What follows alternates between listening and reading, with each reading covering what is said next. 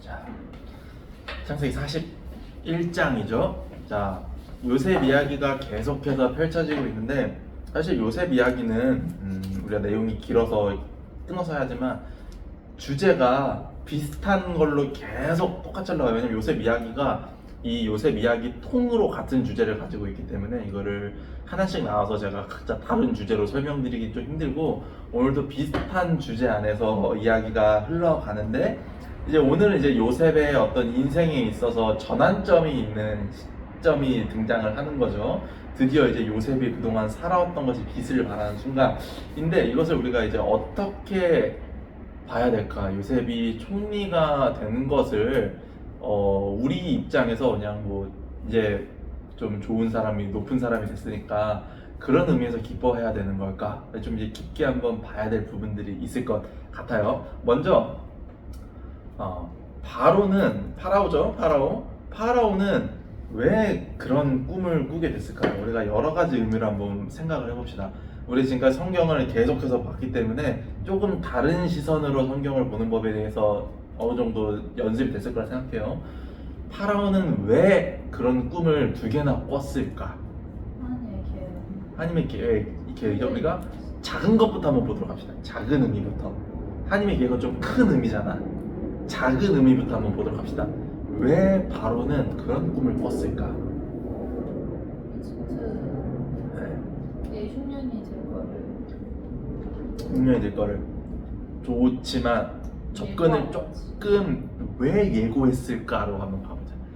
그러니까 요셉을 쓰기 위해서? 우리가 성경에 볼 때 우리의 그 시선이 어떻게 해야 되냐면은 사건 그거에 객관적으로 사건을 보는 게 아니라 그 사건에 담겨진 우리의 어떤 의미들, 하나님의 마음들에 대해서 알아보는 게 중요하거든요. 근데 오늘 이 바로에게 꿈을 주는 거 사실은 꿈 누구나 다 꾸잖아요. 그리고 바로는 하나님을 알던 사람도 아니야.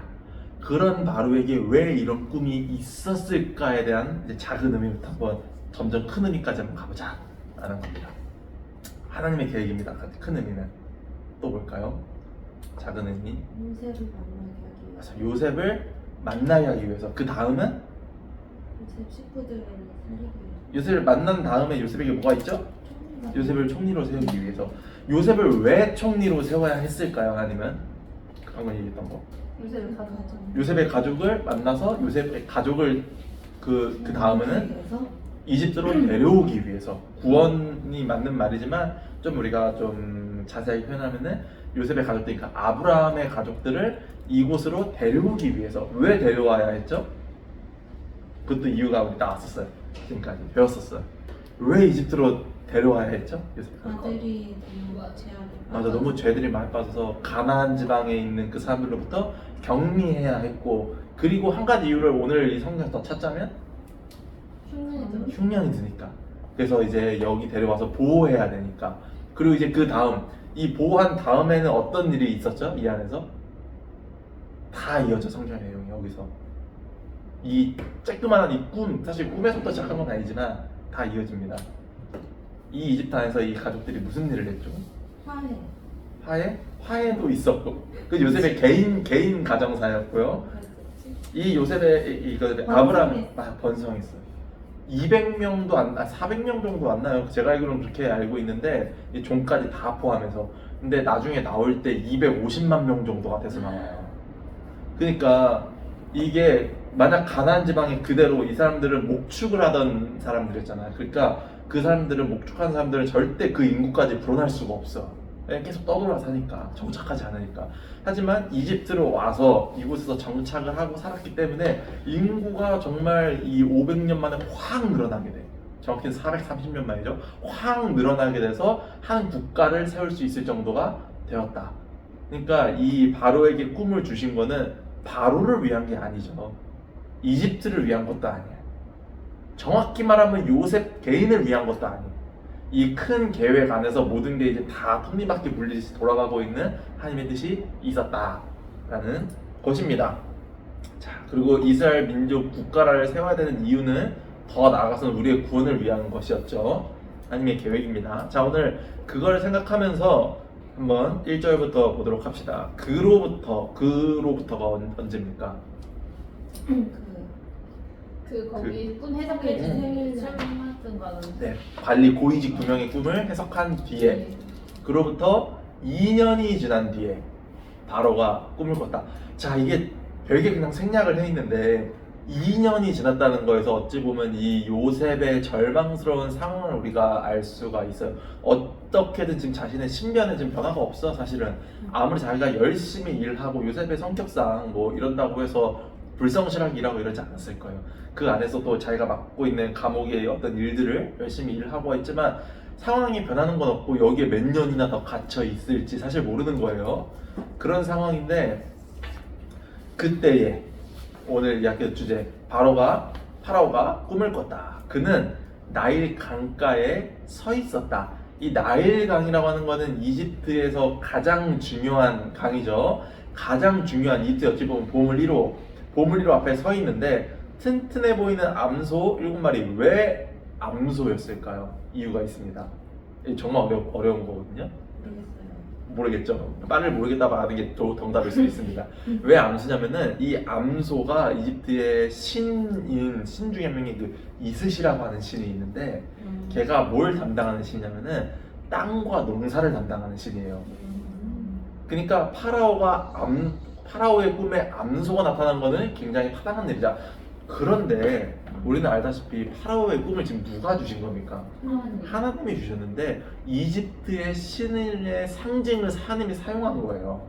그러니까 하나님이 이 이방인인 파라오의 입장에서 이해하기 가장 쉬운 방법들을 사용하고 있다라는 것이죠. 우상을 도구로서 사용하고 있는 겁니다. 하나님이.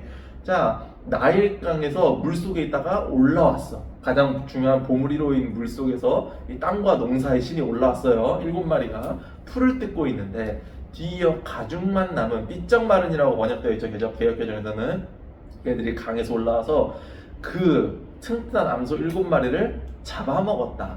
잘 기억하세요, 여러분. 나일강가에서 튼튼한 암소 7마리가 올라왔고 삐쩍마른 암소 7마리가 올라와서 잡아먹었다까지만 기록이 되어 있어요. 자, 그 다음 바로가 곧바로 다시 잠에 들었는데 이 이야기를 왜 써놨냐?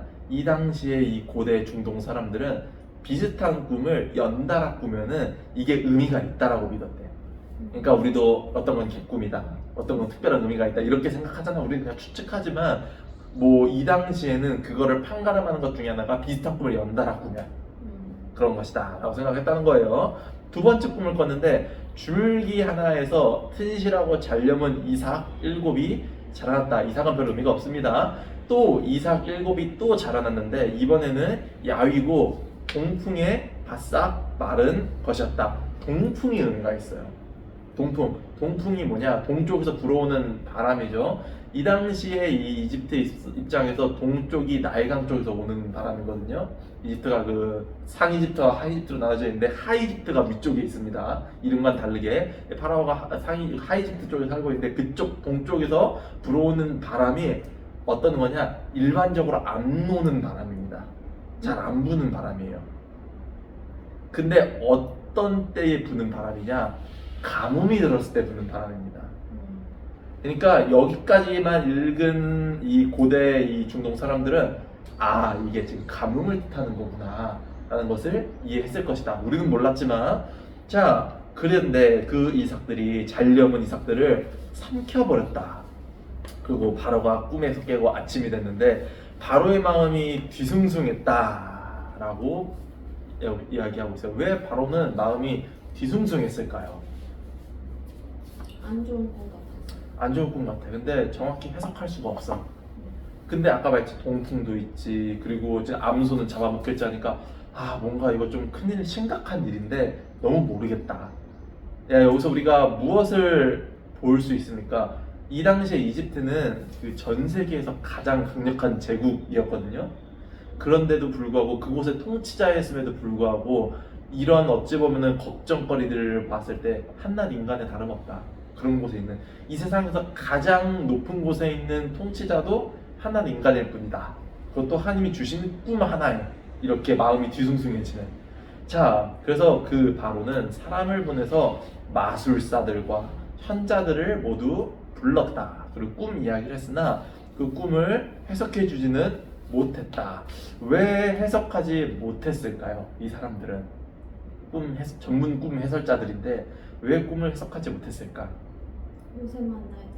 그래서 요셉을 만나야 돼서 하나님이 해석을 하지 못하게 만든 것이다 라고 볼 수가 있겠죠. 자, 정답률 높아지고 있죠. 자, 그때 이거를 보고 있던 한 명이 있었는데 술잔 맡은 관리가 용기를 내서 바로한테 말합니다. 왜 얘는 그냥 말하면 되는데 용기를 내서만 했을까요? 왜 용기까지 내야 됐을까요? 얘는? 그때 빵 맞춤 관리의 해석은 별로 좋지 않았잖아. 그것도 괜찮은 괜찮은 생각이네. 안 좋은 소리. 히브리언에서 지금 다 맞는 말이에요. 다 맞는 말입니다. 다 맞는 말인데 너무 늦게 생각해내서 안. 요것도 맞죠. 왜냐면 요셉이 나를 꼭 기억해달라고 했는데 2년이나 지나서 지금 생각해낸 거야 얘가. 그러니까 지금 말하면 안 될 것 같은데 라는 생각이 좀 들 수도 있어요. 이미 타이밍이 늦었다. 또 한번 찾아보자면 자기가 옛날에 잘못한 거를 맞아. 꺼내야 돼서? 맞아. 이 이야기를 하려면 옛날에 내가 바로한테 죽을 뻔했던 그 큰 죄를 다시 이야기해야 돼. 그러니까 지금 이미 잘 봉합됐다고 생각했는데 진작에 말했어야 되는 사람도 말 못했고 이 이야기를 하려면 다시 지금 그 죄 끄집어내야 되니까 지금 얘가 이거 큰일 났다 이거 어떻게 하냐 하는 상황이 닥쳤다라는 겁니다. 그래서 용기를 내서 말을 하고 있습니다. 바로한테 말했다. 제가 오래전에 경험한 일이 있는데 미리 말씀드려야 했는데 이제 생각났습니다. 그래서 이야기를 꺼내는 거예요. 지금 미리 말했어야 됐는데 지금 생각납니다. 전에 왕께서 종래들에게 노하셔서 지금 이것도 이야기하고 있는 거예요. 저와 빵 맡은 관리를 경호대장 보디발의 집에 가둔 적이 있습니다. 그때 저희 둘은 같은 날 밤에 꿈을 꿨는데 각자의 꿈이 저마다의 의미가 있었습니다. 그래서 그 꿈을 마침 그의 종 중에 한 명이었던 사람도 거기에 같이 갇혀 있었는데 그한테 이야기했더니 그가 꿈을 각기 다르게 해석을 해주었습니다. 그리고 모든 일이 그대로 되었습니다 라고 했습니다.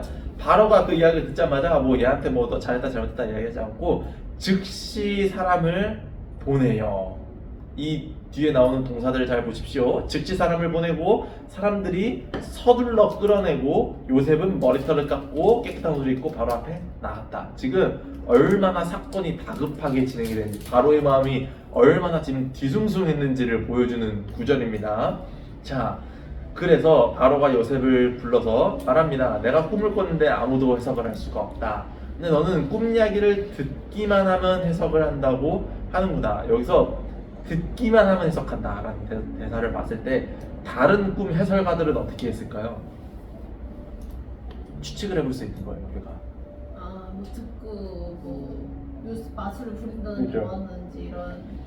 막 불 피우고 재물 막 하고 막 마술을 하고 막 난리 부르스를 피워야지만 점괘 같은 걸 받을 수 있다고 생각을 한 겁니다. 다른 애들은.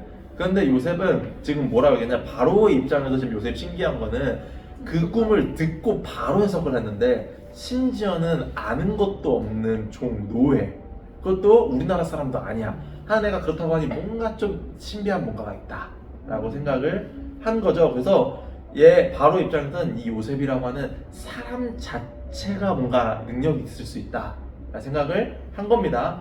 그래서 요셉이 이렇게 그래서 대답을 한 거예요. 제가 아니라 하나님께서 하시는 겁니다.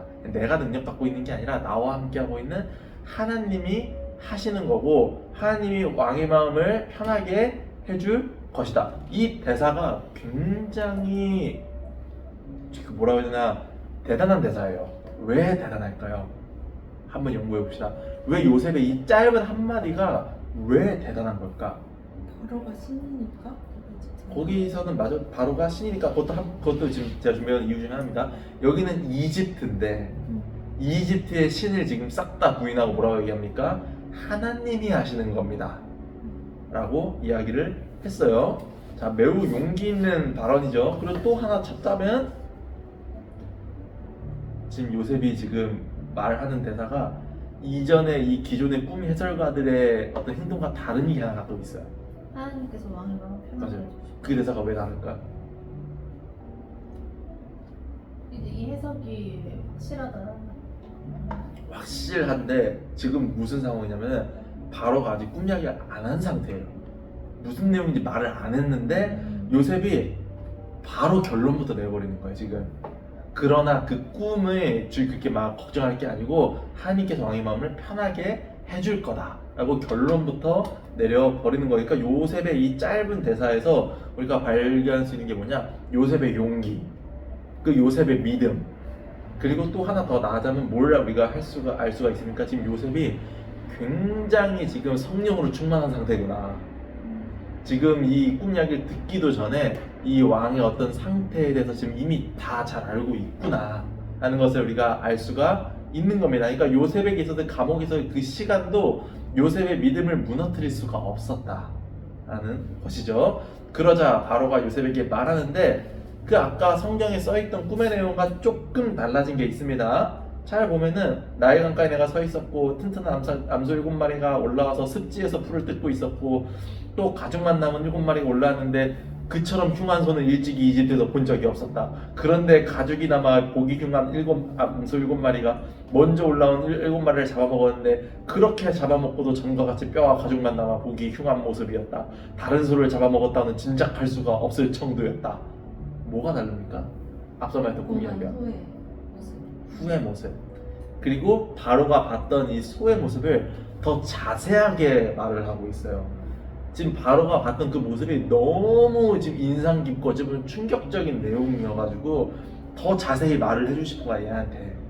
그런 내용이죠. 중요한 대사가 뭐냐, 그렇게 잡아먹고도 전과 같이 똑같은 흉한 모습이었다.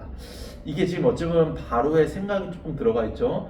무슨 지금 바로가 봤던 모습은 뭐냐, 너무 지금 이 사태가 심각한 것 같다 라고 지금 바로가 생각을 하고 있는 거예요. 자, 두 번째 꿈 이야기를 또 합니다. 두 번째 꿈을 보니 줄기 하나에서 잘려면 7이 자라났고 뒤에 쭈글쭈글하고 야위고 동풍에 바싹 마른 7이 또 자라났는데 그들을 삼켜버렸다 라고 지금 보면은 이 형용사나 부사가 아까 꿈 이야기보다 더 많이 들어가 있어. 설명하는 내용들이 더 자세하게 설명을 해주고 있죠. 아무도 해석하지 못했다. 그런데 요셉이 듣자마자 바로 이야기를 해요. 왕의 꿈은 모두 같습니다. 하나님께서 친히 하시려는 일을 왕에게 알려주신 것입니다. 지금 요셉의 대사는 하나하나 지금 굉장히 용기 있어요. 하나님께서 지금 파라오인 이집트 제국의 왕인 파라오한테 하려는 일이 있고 그거를 알려준 것이다 라고 하면 이야기예요. 근데 하나님은, 이 당시 하나님은 이방인의 신이었으니까 어찌 보면 지금 굉장히 기분 나쁠 수도 있는 일입니다. 우리한테 와가지고 누가 부처님이 너의 꿈에 나타나서 앞으로 너에게 있을 일들을 알려준 거야 라면서 해석을 해주는 그런 느낌인 거예요 지금 따지고 보면은. 자, 그래서 뭐라고 이야기를 합니까? 튼튼한 암소 7과 또 이 튼튼한 이삭은 모두 같은 의미인데 이 7해 동안 대박 풍년이 있을 것이다 라는 것을 의미합니다. 그리고 그 뒤에 흉한 암소 7과 동풍에 바싹 마른 7은 모두 흉년입니다. 각각 7년씩일 것입니다 라고 이야기하고, 이 의미는 다시 말하는데 하나님이 하시려는 일을 말하는 것입니다 라고 이야기를 하고 있어요. 그리고 뭐라고 이야기를 합니까? 앞으로 풍년도 있고 흉년도 있을 것인데 뭐라고 말을 하죠? 마지막에 왕께서 같은 꿈을 2번이나 꾼 거는 하나님이 이 일을 하기로 확실하게 결정을 했고 속히 행하기로 하실 것입니다 라는 거예요. 자, 여기까지 딱 이야기를 했어요. 그런데 더 말합니다. 지금 요셉이 일반적으로 꿈을 해석하는 사람들은 해석을 끝나면은 여기까지만 이야기를 했을 거예요. 꿈 해석하는 역할이 그의 전부니까 거기에 뒤에 뭘 덧붙였다가는 사실은 좀 위험할 수가 있잖아. 실제로 이 두 관리도 한 명은 죽었잖아요. 그러니까 위험할 수가 있는 내용인데 요셉은 뭘 얘기합니까? 더 나가서 자기가 생각하기에 이거를 이겨낼 수 있는 방법도 제시를 해요. 뭐라고 얘기합니까? 그러니까 왕께서는 지혜롭고 경험 많은 사람을 찾아내서 그에게 나라를 맡겨서 관리하게 하는 것이 좋겠습니다. 굉장히 기분 나쁜 말입니다. 이거 지금 왕인 내가 이 나라를 다스리고 있는데 너보다 더 지혜롭고 경험이 많은 사람을 세워서 나라를 관리하게 하는 게 좋겠습니다 라고 이야기를 하고 있는 상태입니다. 그리고 뭐라고 얘기합니까? 그런 다음 그 밑에 감독관들도 임명하고 흉년이 드는 7년 동안 이집트를 감독하게 한 다음에 흉년이 드는 그 기간 동안 생산되는 모든 식량을 걷어들이고 왕의 권한으로 곡식을 비축하고 성읍에 각자 중앙에 보관하는 게 아니라 각자 보관해서 장차 식량으로 삼게 하십시오. 이 곡식을 저장해 두어야 앞으로 이집트에 닥칠 7년 흉년 동안 활용할 수가 있을 것입니다. 그렇게 해야 이 나라가 흉년으로 망하지 않을 것입니다 라고 이야기를 하고 있어요. 근데 이거가 굉장히 힘든 일이에요. 왜 이렇게 힘든 일일까요? 이 핵심을 지금 이 해결 방법의 핵심이 뭐죠? 핵심? 비축하는 거. 비축하는 게 너무 어려운 일이야. 왜 어려울까요? 어떻게 7년 동안 계속 가지고 있어요? 7년 동안 가지고 있어야 되는데 관리하는 게 너무 어려워. 왜 너무 어렵냐면 이 시대가 지금으로부터 약 언제입니까? 4,000년 전이거든요. 4,000년, 3,500년 전. 냉장고 같은 거 없어.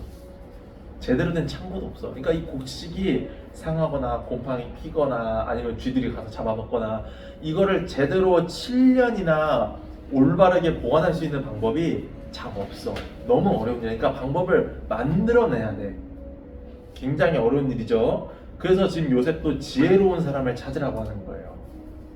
자, 그래서 바로가 듣기에 이 제안이 좋다라고 생각을 했다는 거예요. 기분 나쁘게 여기지 않고 좋다라고 생각을 했습니다.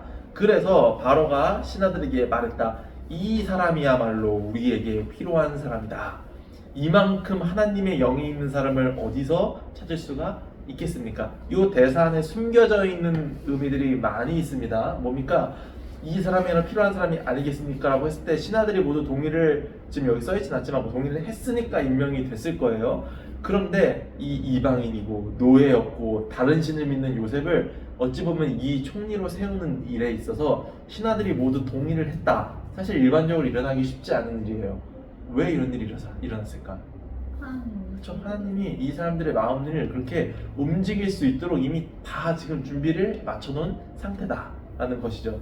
그리고 이 파라오의 대사, 이 사람처럼 하나님의 영이 있는 사람을 어디서 찾을 수가 있겠습니까? 비록 지금 바로가 하나님을 믿는 신앙 안에 있는 건 아니지만 지금 어찌 보면은 이 이방인의 신이었던 하나님이라고 하는 존재를 지금 인정을 하고 있습니다. 그러고 말합니다.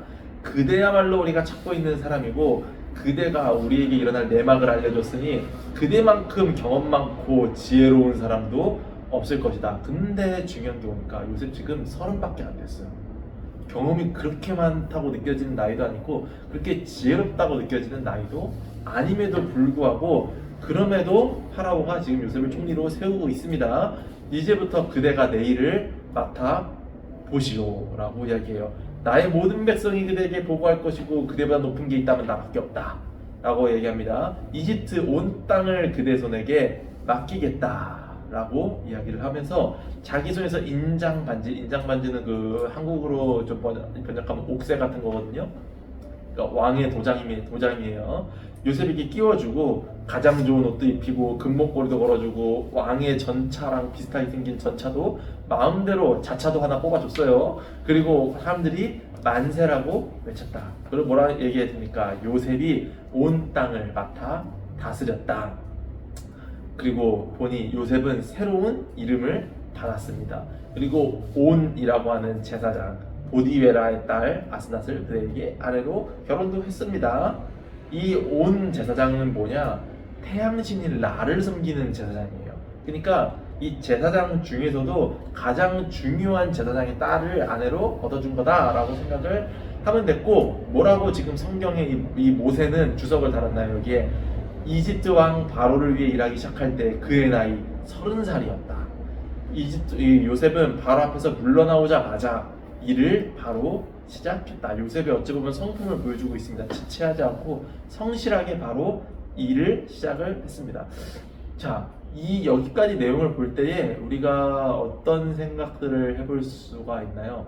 요셉에게 삶에 있어서 고통받았던 기간이 이 어찌 보면은 굉장히 길게 느껴지고 그 고통의 내용 또 시험받았던 것들이 매우 힘들게 느껴졌지만 지금 여기까지 딱 본 우리는 뭘 생각합니까?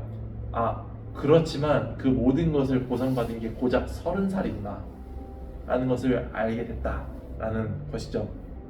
자, 한번 계속 보도록 할까요? 자, 풍년이 든 7해 동안 7년 동안 풍성한 곡식을 냈다. 요셉은 각자의 생산된 식량을 여러 도시에 나누어서 비축했다. 굉장히 지혜로운 행동이죠. 왜냐면은 수도에만 비축하면은 다시 이거를 나누거나 이런 게 너무 힘드니까 각자 나눠서 잘 비축했고 잉여 농산물들을 저장하게 했다. 아까 제가 얘기했죠. 이게 저장하는 게 힘드니까 일반적으로는 잉여 농산물이 남으면은 뭐 떡을 만들어 먹든지 가축한테 주든지 그냥 그해 다 써버렸어요. 근데 저장을 하게 되었습니다. 요셉이 얼마나 많은 곡식을 거둬들었든지 바다의 모래처럼 많았다. 자, 그리고 흉년이 닥치기 전에 두 아들을 보내줬는데 므낫세와 에브라임이었다라고 하는데 이 맏아들인가 이 둘째 아들의 이름을 보니까 이 이름이 어떻게 지어졌냐? 히브리어로 이름을 지었어요. 그러니까 지금 요셉의 지금 마음은 아직 뭡니까? 내가 지금 이 이집트에서 높은 위치에 올라와 있지만 나는 아직도 히브리 사람이다 라고 생각을 요셉은 하고 있다라는 거죠. 정체성을 잃지 않았습니다. 당연히 신앙도 잃지 않았겠죠.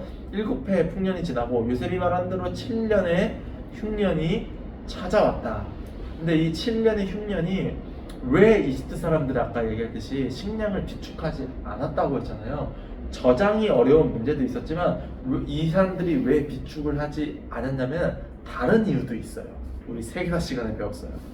다른 이유에 대해서 고등학교 때 시간에 배우지 않았더라도 우리 중학교 때 세계사 시간에는 이 4대 문명 이야기를 하면서 이 이집트 지방에 대한 이야기를 여러분이 한번 들었는데 이 지방의 특징에 대해서 맨날 하는 말이 이거부터 시작합니다.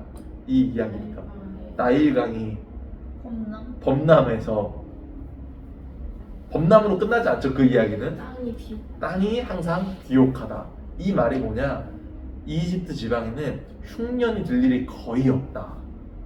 그런 일은 거의 일어나지 않는다 라는 의미예요. 그러니까 이 사람들이 그에 생산되는 식량을 굳이 저장하지 않아도 그냥 다음에 당연히 또 흉년이니까 라고 생각을 했는데 7년 동안이나 흉년이 드는 거는 정말 드문 일이다. 거의 없는 일이다 라는 사실입니다. 그래서 모든 나라, 이집트도 지금 이 모양인데 주변에 있는 모든 국가가 기근을 겪었으나 식량이 있는 나라는 이집트 뿐이었다. 굉장히 이제 이 역사 시간에 중요한 내용들이 등장을 합니다. 자, 기근이 이집트 전역으로 확산되자 괴로움에 빠진 백성들이 바로에게 먹을 것을 달라고 말했다. 바로는 이집트 사람들한테 가서 이렇게 말했다. 요셉한테 가서 그가 일러주는 대로 해라. 지금 바로는 요셉을 완전 100% 신뢰하고 있어요. 요셉이 또 이 안에서 일을 너무 잘했기 때문에. 자, 기근이 더욱 심해져서 이집트 온 땅을 덮었다. 요셉은 곡식 창고를 열어 비축했던 식량들을 어떻게 했습니까? 중요한 대사가 있어요. 비축했던 식량을 이집트 사람들에게 팔았다. 그러니까 준 게 아니에요. 팔았습니다. 뭘 받고 팔았을까요? 돈? 이 고대 시대에 돈이 제대로 있었을까요? 가축? 돈도 사실은 하루 이틀이지. 땅을 받고 팔았어요. 그러니까 돈도 사실은 여러분 이 당시에 뭐 적금이 있으니까 뭐가 있습니까? 제대로 비축을 안 해. 가축이 있었을까? 나먹을 것도 없는데 이미 진작에 다 잡아먹었지. 땅을 받고 팔았어요. 더 지금 대사가 나옵니다. 극심해졌어. 더 심해졌어요. 이윽고 온 세상에서 요셉에게 식량을 살려고 모여들었다. 자, 이게 왜 지금 성경에 있는 이 대사가 왜 역사적으로도 중요하냐? 땅을 받고 식량을 팔면은 이 여러분 추측해 봅시다. 자연스럽게 어떻게 됩니까? 바로가 좋아할 만한 이유가 있어 지금. 자기네 나라가 좀 커지잖아. 나라가 커지는 건 바로가 알바가 아니야 사실. 왕권이 왕권이 어마어마하게 강화돼. 왜냐면 그동안에는 이제 땅이 각자 개인 백성들의 소유로 이렇게 있었는데 이제 기근이 심해지니까 사람들이 자기 땅을 내어놓고 그걸로 이제 식량을 사가잖아. 그러니까 왕의 땅이 어마어마하게 늘어나고 있는 거예요. 그러니까 국가의 힘이 무지하게 늘어나고 있죠. 왕이 좋아할 수밖에 없어. 지금 완전 혜택이 1+1이야. 근데 지금 자기 국가 말고 다른 국가들의 온 재산도 다 몰리고 있으니까 지금 무역에 지금 흑자도 어마어마했겠죠. 그런 상황이었다. 그러니까 이 파로가 기분이 아주 좋은 상태다 라는 것도 알 수가 있는 것입니다. 자, 오늘 성경 이렇게 하고 마칠 수가 있는데 오늘 우리 이 성경을 보니까 느껴지는 바가 뭐가 있습니까? 지금 오늘 이 성경에서 나왔던 주요한 사건들에서 여러분 무엇들이 느껴지세요? 그래도 하나님과 함께 하신다? 맞아. 계속 하나님이 지금 계속 함께 하는데 중요한 게 뭐냐, 우리 성경을 계속 보면은 느껴지는 게 뭐냐면은 하나님이 우리가 모르게 함께 하고 있는 게 정말 많다라는 걸 우리가 알 수가 있어요. 우리가 정말 어찌 보면 평생 동안 모를 수 있는 사실들이 너무 많다. 언젠간 깨달을 수 있지만 뭐 신하의 마음을 움직여주고 기근이 와서 막 이렇게 온 세상이 여기 찾아오고 막 그 더 큰 계획들이 있고, 근데 그것도 있지만 우리가 요셉 한 명을 우리가 보면은 무슨 일들이 있냐면 이 한 명을, 요셉이라고 하는 사람이 한 명, 어찌 보면은 더 이렇게 좀 넓게 생각하면은 성도라고 하는 한 명의 사람을 자기가 원하는 대로 딱 쓰기 위해서 하나님이 얼마나 많은 고난과 시험을 통과하게 하는가에 대해서 우리가 볼 수가 있다라는 거죠. 그리고 그것을 견디는 기간이 매우 길게 느껴지지만 나중에 보면은 아, 이거는 무조건 나한테 있어야 되는 시간이었고 지금 와서 생각해보니 매우 짧은 시간이었다 라고 생각을 할 수가 있게 된다라는 거죠. 그런데 한 가지 더 우리가 알아야 되는 건, 요셉이 우리가 여기서 지금 중요하게 봐야 되는 거는, 흔히 우리가 이 성경을 보고 잘못 해석하는 건 뭐냐, 아, 지금 내가 이렇게 힘든 거는 나중에 요셉처럼 잘 먹고 잘 살기 위해서 힘든 기간을 겪고 있는 거다 라고 잘못 해석할 수 있는 여지가 있는데, 지금 여기서 우리가 이 성경 전체를 볼 때 중요한 게 뭐냐면은 요셉이 총리가 되었다라는 게 핵심이 있는 게 아니라 하나님이 한 사람을 쓰기 위해서 이런 과정이 있고 나중에는 이 보상이 주어질 텐데 그 보상이 요셉이 총리가 돼서 잘 먹고 잘 사는 게 보상이 아니라 하나님이 그 계획하신 일에 내가 동참하는 게 보상이다 라고 우리가 이해를 해야 된다는 거예요. 요셉이 나중에 자기 스스로도 고백을 하거든요. 이 창세기 마지막 장에 뭐라고 고백한지 여러분 기억 알아요? 요셉의 고백이 있어요. 창세기 마지막 쯤에 내가 총리가 된 이유에 대해서, 내가 잘 먹고 잘 살기 위해서 이런 시간들이 있었다 라고 요셉이 고백하지 않아요. 뭐 하기 위해서 나를 하나님께서 먼저 보내셨다. 맞아요. 요셉은 자기의 이런 기간에 대해서 그렇게 얘기해요. 내가 이 모든 힘든 기간을 겪은 이유는 당신들을, 그러니까 지금 우리 가족들이죠. 우리 가족들을 이집트로 와서 구원하기 위해서 하나님이 나를 먼저 보내신 것 뿐이다.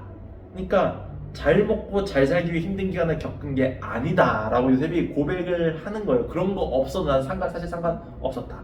난 총리가 되지 않았어도 사실 상관없었다라고 고백하는 기간에 담겨져 있다라는 내용인 거죠. 그러니까 뭡니까? 우리가 잘 먹고 잘 살기 위해서 지금 이 고난의 기간을 겪는 게 아니다.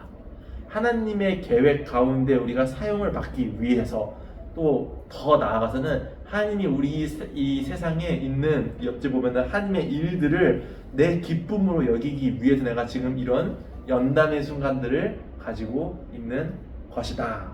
그럼 우리는 어떻게 이것들을 견뎌야 될까요? 이 요셉의 이 모습처럼 모든 순간 가운데 이 우리의 신앙의 중심, 마음의 중심이 하나님에 있다라는 것을 알고 이것을 계속해서 훈련하는 시간, 또 이겨내는 시간, 역경을 견디는 시간을 갖고 있어야 된다라는 사실입니다. 이것이 오늘 41장의 주요한 포인트겠죠? 자, 기도하고 마치도록 합시다. 하나님 감사합니다. 하나님 오늘 이 시간 우리가 함께 모여서 하나님의 말씀을 또 읽었습니다. 하나님 우리가 이 말씀을 읽으면서 우리가 성도의 삶에 임하시는 하나님의 어떤 섭리들을 우리가 깨달아갑니다. 우리가 알게 하나님이 우리에게 임하실 때가 있고 또 우리가 모르는 사이에 하나님 우리 삶 가운데 역사하시는 순간들이 너무나 많습니다. 하나님 그렇지만 그 모든 순간 가운데 우리가 우리의 마음의 중심을 하나님께 두고 또 우리의 마음의 중심을 하나님께 두고 우리가 이겨내고 늘 연단 받아서 요셉처럼 믿음의 사람이 되게 하여 주시옵시고 훗날 뒤를 돌아보았을 때에 하나님이 나와 함께 했다는 그 큰 기쁨을 누리게 하여 주시옵시고 하나님 이 세상에서 내가 어떤 모습과 어떤 직위와 어떤 부요함이나 하나님 어떤 인간관계나 그 무엇으로 우리가 만족을 얻는 것이 아니라 하나님 나와 함께 하시는 하나님을 인해서 기쁨과 만족을 얻게 하여 주시옵시고 그것이 곧 나의 기쁨이 되는 하나님 그런 믿음의 사람들이 되게 하여 주시옵소서. 그런 믿음의 성도들이 되기를 원합니다.